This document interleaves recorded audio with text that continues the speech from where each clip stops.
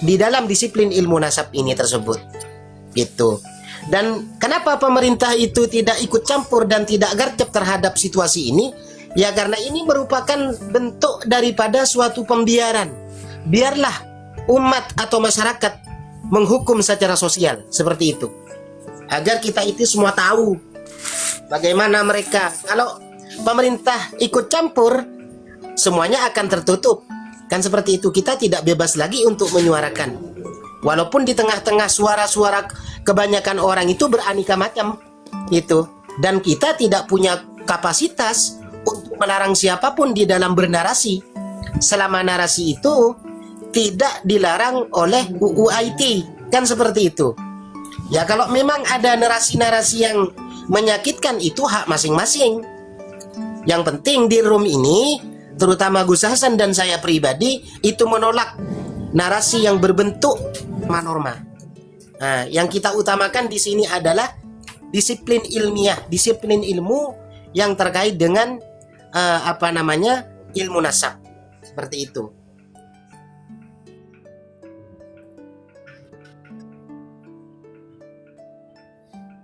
Waalaikumsalam. Ya Bang Haji, menurut saya memang kalau seandainya pemerintah ikut turun serta ya, jadi ini sangat membatasi pada kita ya. Semoga kalau permasalahan ini kan Presiden sendiri pun sudah mengetahui kan, bahkan sudah secara halus untuk mengusir mereka ya. Nah ini pun merupakan suatu tanda bahwa kita tuh didukung oleh pemerintah. Iya. Walaupun memang pemerintah nanti kalau mengadakan sesuatu untuk pengusiran atau yang lainnya kan itu harus ada persetujuan dari dewan, jadi tidak semena-mena. Iya. Nah dewan inilah nanti yang akan menentukan. Nah ini kita yang sedang berjuang ke arah sana. Semoga ini bisa didengar oleh para wakil rakyat kita. Sebenarnya Ratu Dan Bagus. saya rasa gitu ya. Ya, lanjut. Ya. Ya saya rasa ya untuk saya ya, di samping saya mendapatkan ilmu dari saudara-saudara kita di sini khususnya Gus Hasan ya, di usia saya yang sudah tua ini, saya rasa ini adalah bagian ibadah untuk saya pribadi untuk dalam memperjuangkan leluhur kami dan marwah suci Rasulullah. Saya rasa itu. Iya. Dan kalau berbicara masalah pemerintah, sebenarnya secara ya, pemerintah sudah mengetahui dan mendeteksi. Cuman secara detail itu saya belum tahu apakah pemerintah yang punya wewenang ini sudah memahami secara detail pokok permasalahannya apakah tidak. Cuman secara umum pemerintah sudah mengetahui karena dari beberapa tokoh yang ada di pemerintahan kan sudah kita tahu semua, terutama kepala negara, ya kan? Walaupun secara tipis-tipis dia kan sudah menyindir, gitu kan? Tentang permasalahan ini. Nah, maka kemudian kita tahu bahwa di situ ada sinyal sudah. Akan tetapi untuk memberikan hukum sosial atau sanksi sosial terhadap orang-orang yang jumawa, terutama orang-orang yang selalu mengandalkan nasab, ya, selalu mengagung-agungkan kelompoknya, selalu mengaku ataupun menganggap kelompoknya sebagai kelompok yang paling superior di Nusantara ini, dan yang lainnya adalah budak atau jongos, ya kan? Maka pemerintah biarlah orang-orang yang punya kompetensi di dalam hal ini menyuarakannya begitu. Betul. Ya pemerintah lebih mengetahui lah daripada mereka turun sendiri salah ya. Pemerintah juga akan menyerahkan kepada ahlinya. Saya rasa itu sih Bang Haji.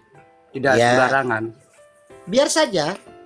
Karena di dalam konteks ini ya, terutama ketika kita berkaitan dengan masalah disiplin ilmu atau keilmuan, tidak ada undang-undang yang melarang untuk mendiskusikan setiap disiplin keilmuan.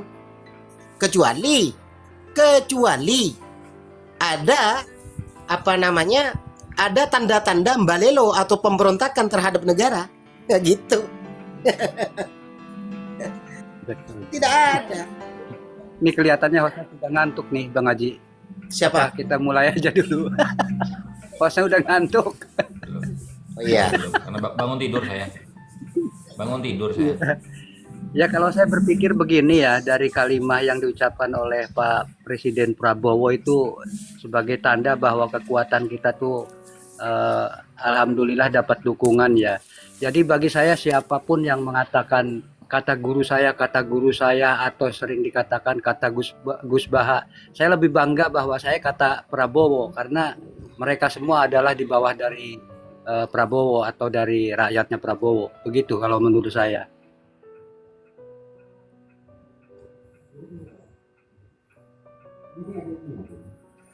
Iya, ya kan kepala negara tidak mengatakan secara detail atau secara spesifik ke arahnya kemana. Itu kan masih bias atau bias kan begitu. Ya, cuma bagi orang-orang yang sudah memahami konteksnya atau fenomenanya, tentunya memahami kemana arahnya.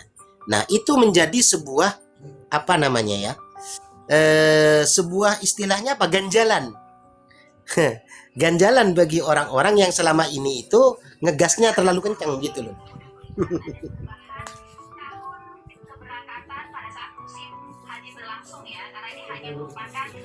Kalau mereka itu kan begini, Bang Haji, mereka gasnya kenceng pun ya percuma karena mereka bodi motornya Ninja tapi mesinnya motor GL. Kalau kita kan Ninja bener Oh, Ninja. enggak. Kalau yang sekarang itu Ferrari. Sekarang itu saya. Wah, enggak kalau Ferrari, Om. kita kemana ngomongnya Gus Hasan kemana arahnya gitu kan.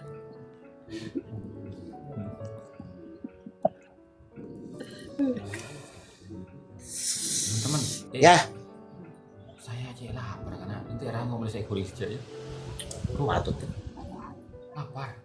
Teromel lega orang yang dia. Ada, nah, terbanggar loh. Lakon semua. Sekejap. Paling ya sekitar 15 menit lah. Nggak apa-apa, Gus. Nggak apa-apa, Gus.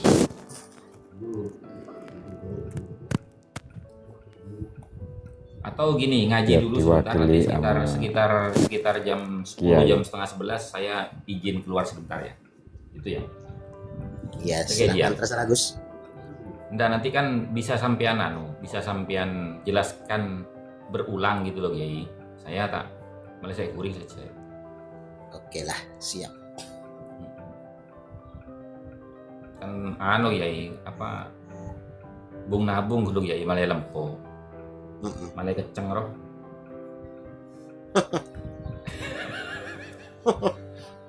Resah.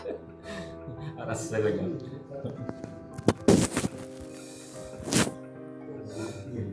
Baik teman-teman, ini karena sudah masuk waktunya, jadi kita mulai saja pengajian ini. Mudah-mudahan bisa memberikan manfaat dan maslahat bagi kita semuanya. Assalamualaikum warahmatullahi wabarakatuh. Bismillah, alhamdulillah, wala hawla wala quwata illa billah. Asyhadu an la ilaha illallah wahdahu la syarika lah. Wa asyhadu anna sayyidina wa nabiyyana Muhammadan abduhu wa rasuluhu alladzi la nabiyya ba'dah. Allahumma shalli ala sayyidina Muhammad wa ala ali sayyidina Muhammad, amma ba'du. Para saudara-saudariku sebangsa setanah air dimanapun kalian berada, para sahabat-sahabatku, para subscriber, para follower, para netizen, dan semua yang hadir pada malam hari ini, mudah-mudahan kita selalu berada dalam keadaan sehat, jasmani dan rohani kita, dimudahkan segala urusan kita, dilancarkan rizki kita, dan diberkahi hidup kita fid dini wa dunya wal akhirah. Amin Allahumma amin. Amin. Allahumma. Baik teman-teman, pada kesempatan malam hari ini kita akan mengkaji kitab Al-Kafi Al-Muntakhab fi Ilmin Nasab pada halaman ke-17-18 pada pembahasan Al-Hukmu Syar'i di Ta'allumin Nasabi. Hukum syar'i di dalam mempelajari ilmu nasab.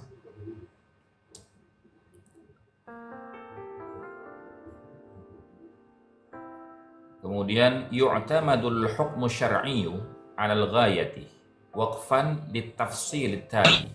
Hukmu syar'iyyu. Di-mute dulu Bang Syaroni.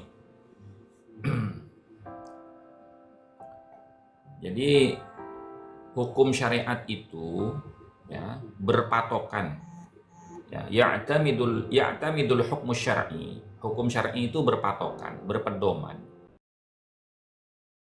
alal ghayati, kepada semua aspek. Jadi tidak hanya satu sisi saja, semua sisi itu dilihat dulu. Nah, baru hukum syar'i itu akan mencakup ke semua sisi itu. Waqfan, yang sesuai litafsiri tali, terhadap perincian berikut ini. Yang pertama, fardu ainin. Hukum mempelajari ilmu nasab itu yang pertama adalah fardu ain, wajib bagi setiap individu umat Islam. Jadi fardu ain itu artinya wajib bagi setiap individu umat Islam. Setiap orang dari kalangan umat Islam itu punya kewajiban yang sama. Itu namanya fardu ain.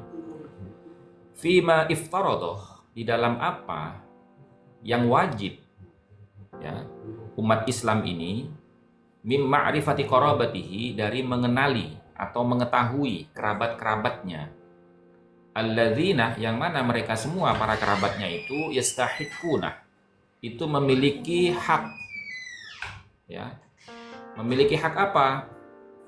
Silaturrahimi, untuk menyambungkan ikatan silaturahmi, ikatan kasih sayang dalam bingkai kekeluargaan. Wa ma'rifati zijatil muharramati, dan untuk mengetahui ya, orang-orang yang haram dinikahi dari kalangan kerabat kita. Wa ghairiha, dan lain-lain daripada itu. Min lawazimil ahkami, dari kewajiban-kewajiban hukum syar'i. Nah, kenapa mempelajari ilmu nasab? Yang pertama itu wajib, ya. Artinya mempelajari ilmu nasab al-qarib, yang dekat. Itu wajib hukumnya. Kenapa? Berdasarkan sabdanya Kanjeng Nabi Muhammad sallallahu alaihi wasallam. Qala sallallahu alaihi wasallam, Rasulullah bersabda, ta'allamu min ansabikum. Ketahuilah oleh kalian semua, min ansabikum, dari silsilah nasab kalian semua. Tedu.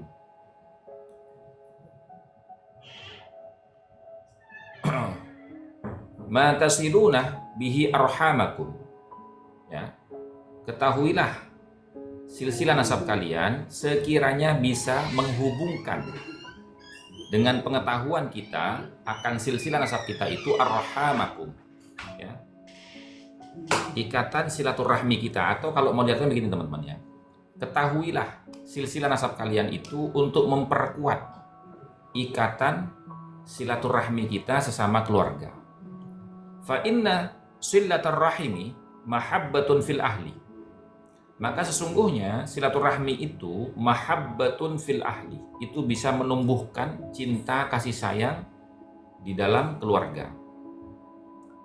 Masra'atun fil mali, dan bisa memperbanyak fil mali, di dalam harta. Mansya'atun fil athari, dan bisa memanjangkan usia. Jadi manfaat daripada silaturahmi terhadap kaum kerabat kita ya, itu adalah menumbuhkan rasa cinta, kekompakan dari keluarga besar kita. Dan juga ya, memudahkan kita itu untuk mendapatkan keberkahan di dalam rizki kita dan mendapatkan keberkahan di dalam usia kita. Rawahul Imam Ahmad wa Tirmidzi, telah meriwayatkan akan hadis ini Al-Imamu Ahmad wa Tirmidzi, Imam Ahmad dan Tirmidzi. Itu teman-teman. Nah, kemudian yang kedua, hukum yang kedua di dalam mempelajari ilmu nasab itu adalah fardun kifayatun, fardu kifayah. Fardu kifayah ini adalah wajib bagi sebagian umat Islam. Tidak setiap orang, tapi sebagian yang wajib itu. Itu namanya fardu kifayah. Jadi tidak semua orang itu memiliki kewajiban yang sama. Hanya sebagian dari kelompok umat Islam yang memiliki kewajiban ini. Fil ansabil ba'idati, wajib di dalam mempelajari silsilah yang jauh. Silsilah yang jauh. Fala buddah, maka tidak boleh tidak, harus min mutakhassisin, dari orang yang memang khusus, memiliki profesi khusus bihi di dalam ilmu nasab. Itu. Ya. Yadubbu 'anil ansabi da'awal kadzibina wal wadda'ina, yang bisa menghalau dari ketersambungan nasab orang-orang yang mengaku-ngaku, al-kadzabina, para pendusta, wal wadda'ina, dan para pemalsu. Gitu. Nah, yasiru fardu ainin idza khalal amru, maka ini akan menjadi fardu ain apabila ya tidak ada satupun orang yang peduli terhadap hal ini. Mimma yattasfiduna li hadan nawazil, dari orang-orang yang mengklaim dirinya itu ahli di dalam permasalahan-permasalahan ini. Gitu loh. Hatta yadhhara may yaqumu bidzalik, sehingga ya menjadi jelas orang yang memiliki kedudukan secara pasti bidzalika di dalam urusan pernasapan ini. Jadi kalau seumpamanya nih ya, tidak ada orang yang peduli terhadap pengakuan-pengakuan intisabun nasab seseorang, tidak ada yang meneliti, tidak ada yang mengoreksi, tidak ada yang memvalidasi, mengkonfirmasi. Nah, ini dikhawatirkan akan ada orang-orang yang mengaku-ngaku dari kalangan para pendusta dan para pemalsu. Nah, kalau memang di negara ini, misalkan di negara kita ya, itu kan tidak ada nih yang perhatian di bidang itu. Wa yasiru fardu ainin, maka akan menjadi fardu ain, dari yang tadinya fardu kifayah jadi fardu ain, gitu. Bagi setiap individu umat Islam di Indonesia. Alhamdulillahnya, kembali lagi ke hukum asalnya fardu kifayah karena ada Kiai Imad yang telah membuka keran ini, gitu loh. Karena apa? Karena dikhawatirkan itu ada orang ya dari kalangan para pengaku-ngaku dan pendusta wal wadda'in dan pemalsu ya, mimma yatasadduna li hadan nawazil, yang merasa dirinya itu layak untuk mengurusi nasab-nasab ini, mengesahkan, membatalkan, padahal mereka sendiri itu tidak mengerti tentang ilmu nasab ini. Nah, itu menjadi fardu ain hatta yadhhara may yaqumu bidzalik, sampai ada orang yang betul-betul jelas secara pasti menduduki posisi itu, gitu loh, posisi sebagai pemerhati nasab, gitu teman-teman. Itu hukum yang kedua ya. Kemudian yang ketiga, haramun, haram mempelajari ilmu nasab idza kana al-maqsadu minhu tatabba'al mathalibi wa uyub al-ansabi.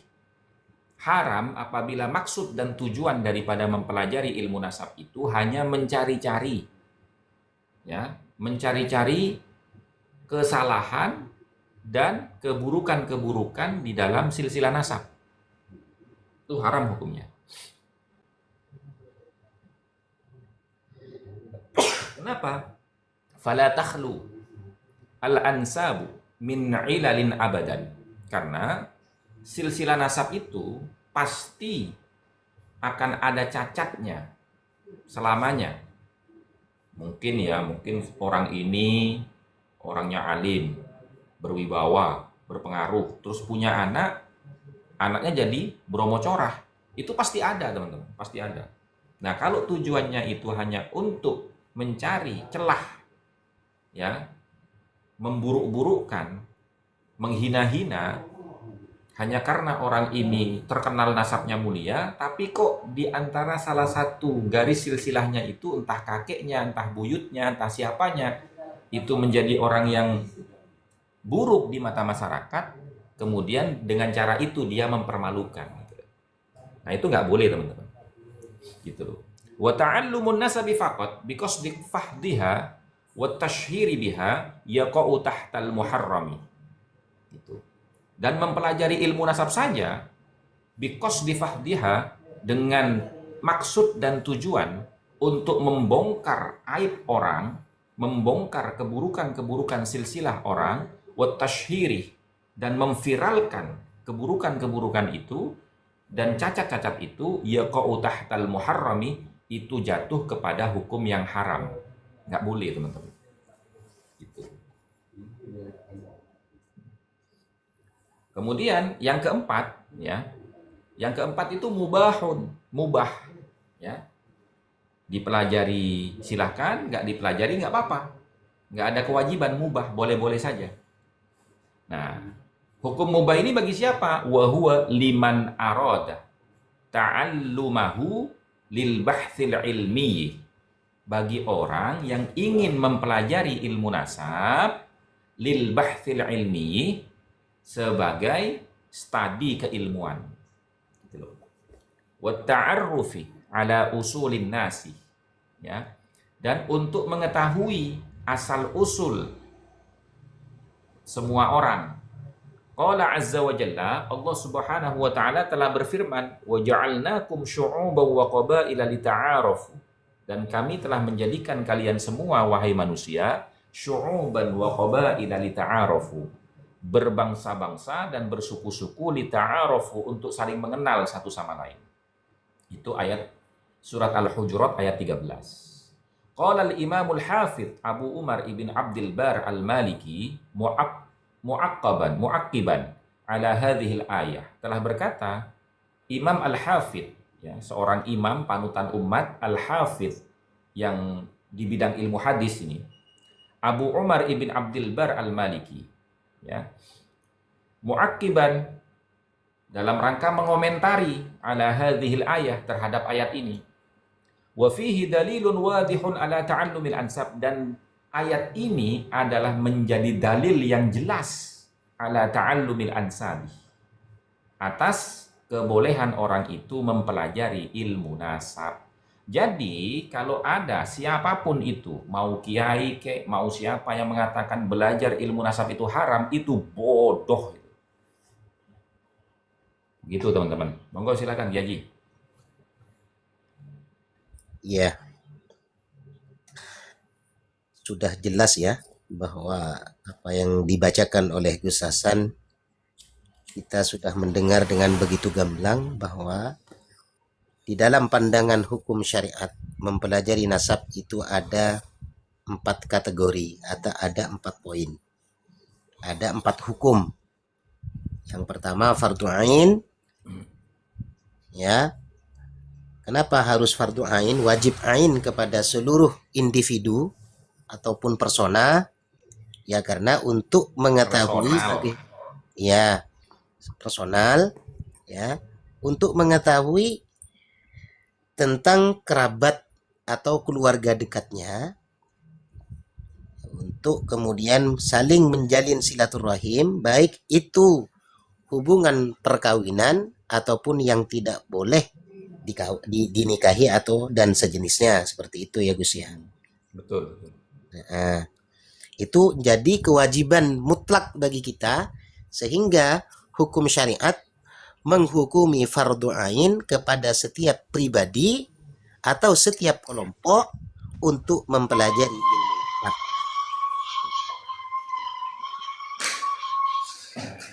Maaf ya teman-teman ya. Saya kasih peringatan ya teman-teman ya. Saya kasih peringatan ya teman-teman. Kalau Anda tidak suka dengan pembahasan kami, silahkan Anda menyingkir dari room kami, cari room-room lain yang sesuai dengan apa yang Anda inginkan. Betul. Jangan tapping di bawah, ya kan? Tapi dinaikkan tidak mau.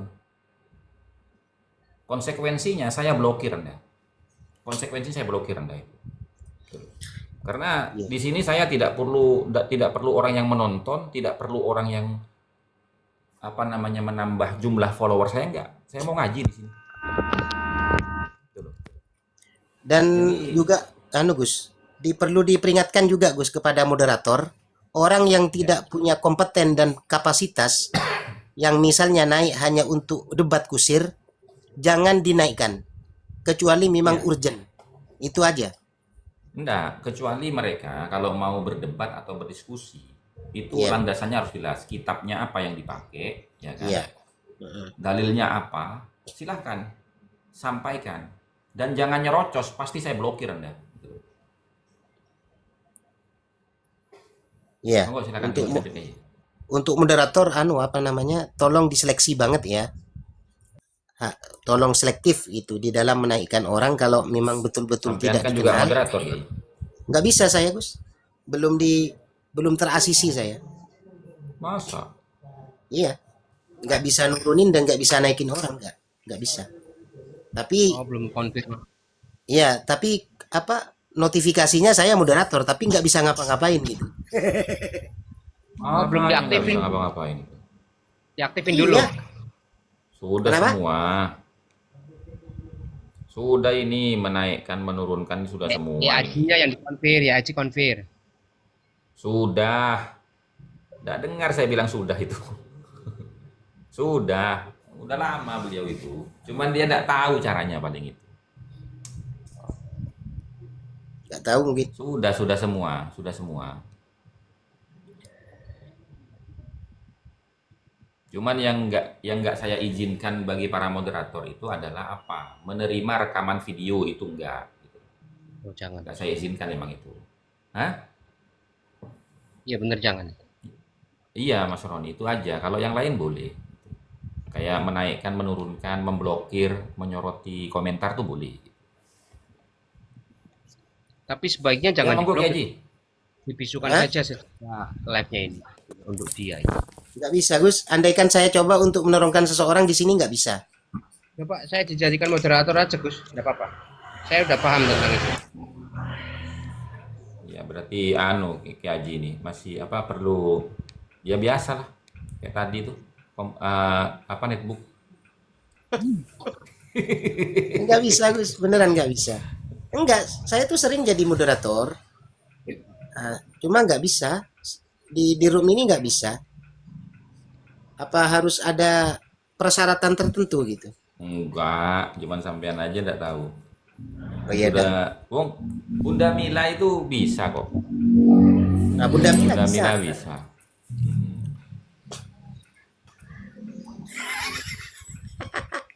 Bang Surya, ada-ada saja.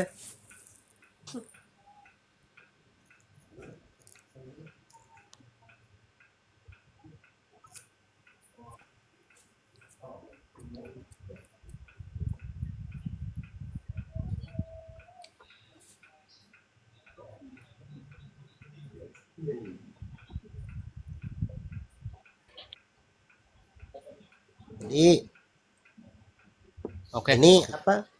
Fardu ain ini didukung oleh sabdanya Rasulullah, ta'allamu min ansabikum ma tasiluna bihi arhamakum. Sudah, Gus. Fa inna sillatar rahimah mahabbatan fil Ya. ardi, masratun fil mal, mansa'atun fil athar. Hadis riwayat Imam Ahmad dan Imam At-Tirmidzi. Oh iya Kiai Haji, lupa saya. Kelola tamunya enggak saya centang sampean. Nah, makanya Iya. Kiai, saya izin beli kuring dulu ya, saya lapar Kiai, aku lapar. iya, ini ada Ustadz Fajar Maulidi ini banyak ya nanti. Iya, tak kasih Biar- ini dulu. Biar beliau-beliau ini apa namanya berdiskusi. Ada Ustadz Roni Husaini, ada. Ayo silakan tuan-tuan semua.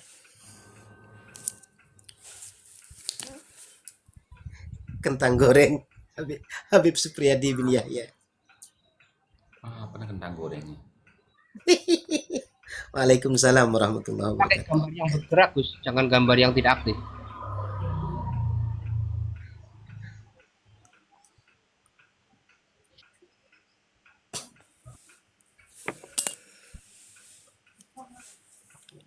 Berdansa di bulan saya nggak bisa berdansa di bulan. Soalnya saya bukan astronot. Ayo silakan Datu Bagus atau Mas Syahroni. Ayo, apa kira-kira yang perlu di Bang Saroni on cam biar ada ini kekuatan. Cek. Silakan Mas Fajar. Assalamualaikum. Assalamualaikum. Waalaikumsalam warahmatullahi wabarakatuh. Ah, ini bro betul nih. Dari tadi saya ini, enggak itu bisu, suaranya nggak kedengeran. Oh gitu. Itulah. Ini lanjut langsung nanya nih Gus, tanpa basa-basi. Hmm. Nah, itu berkaitan dengan fardu ain itu tadi. Ya. Jadi kita kalau nggak menyampaikan, anggaplah ini suatu kebenaran kan, polemik sekarang ini, berarti dosa juga kita nih Gus ya. Iya. Terus di dalam perspektif fardu ainnya apa yang perlu dipertanyakan? Ya maksudnya kalau memang ini masuk ke hukum fardu ain gitu, yang dijelaskan Gus tadi. Oh iya. Jadi terus Berarti ya kita punya kewajiban juga untuk menyampaikan gitu. iya, Kan gitu ya. artinya begini. Gini, Ya, silakan. Silakan. saya tanya dulu. Silakan Mas Aroni. Ini bersama dengan Bang Fajar ini kok. Jadi begini, kita kan harus termasuk fardu ain ya. Otomatis kita harus mempelajari ilmu nasab ya, silsilah keluarga kita sendiri. Tetapi ya kan kalau sebelumnya tidak pernah tercatat, tetapi hanya nyampe ke simbah saja atau ke sanggah atau kemana. Kalau terlalu jauh kan kita tidak tercatat kan begitu. Itu Iya. menurut Yai gimana? Mohon. Ya, kenapa mempelajari ilmu nasab ini di dalam pandangan hukum syariat itu ada fardu ainnya? Ya, artinya di sini yang masuk kategori fardu ain yaitu mengetahui tentang kerabat dekat. Kerabat dekat itu siapa? Ya termasuk saudara kita, orang tua kita, paman atau bibi kita, ya kan? Kemudian terus kakek sampai ke buyut. Intinya yang dihukumi fardu ain di sini adalah orang-orang yang siapa saja yang boleh dinikahi ataupun siapa saja yang tidak boleh dinikahi. Nah itu termasuk sepupu itu kan masih boleh 2 pupu 3 pupu. Nah ini oleh hukum kan diperbolehkan untuk dinikahi, ya kan? Nah sementara ketika ada umpamanya di dalam masalah mahrum rodok misalnya saudara susuan atau apapun, nah itu wajib kita ketahui. Karena apa? Untuk mensterilkan kita di dalam hubungan keluarga dekat atau kerabat dekat itu tidak terjadi sesuatu hal yang dimurkai oleh Allah. Makanya kemudian syariat memberikan pedoman ataupun undang-undang untuk mengetahui dengan kedudukan atau posisi fardu ain tersebut. Ya untuk menjaga itu gitu loh. Untuk mengetahui kerabat dekat di mana yang harus boleh dinikahi ataupun yang tidak boleh dinikahi. Ini di dalam perspektif. Nah, kemudian selain daripada itu, kenapa ada hukum fardu ain di dalam mengetahui atau mempelajari ilmu nasab ini?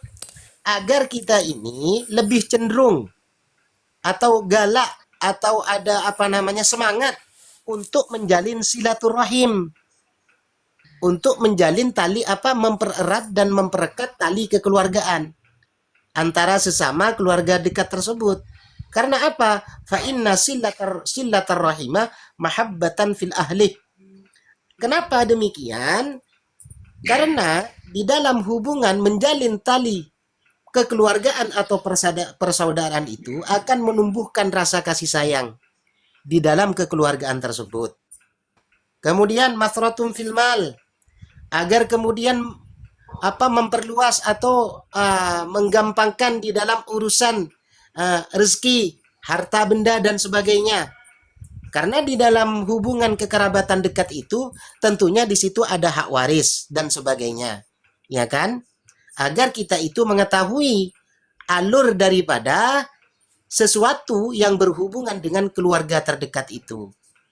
Kemudian mansya'atum fil athar, ya kan? Agar kita ini selalu, karena apa? Silaturahim itu kan sebagian daripada hadis menjelaskan bahwa memanjangkan umur kan begitu. Jadi kemudian disimpulkan oleh ulama ahli nasab, dipandang dari sisi hukum syariatnya, maka kemudian ada hukumnya hukum fardu atau fardu ain. Seperti itu.